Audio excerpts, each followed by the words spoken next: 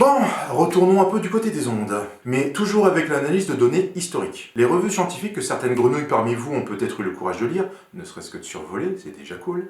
Mais bon, si tu vois pas de quoi je parle, dis-le moi en commentaire, je te passerai le lien de quelques-unes. Et abonne-toi et partage car les infos ne font que commencer. Ces revues donc vont montrer des corrélations troublantes entre l'augmentation de l'exposition aux ondes électromagnétiques qui est de plus en plus puissante, avec les maladies de civilisation.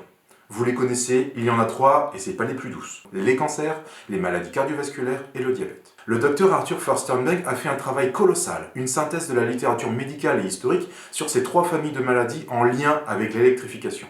Ah, et fait historique peu connu, avant l'invention de l'électricité, ces maladies n'étaient pratiquement pas décrites dans les ouvrages médicaux. Les premières mentions apparaissent de manière isolée et légère au XIXe siècle.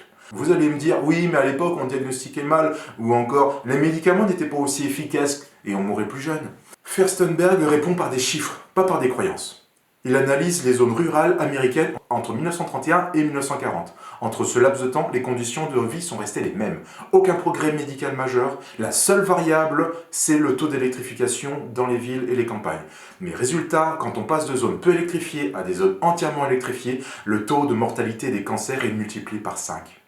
Les maladies cardiaques, par 6. Le diabète, par 7. Entre 1931 et 1940, même les zones peu électrifiées voient leur taux grimper de 30 à 40% de malades. L'effet est cumulatif dans le temps. Après les années 1950, la mortalité baisse.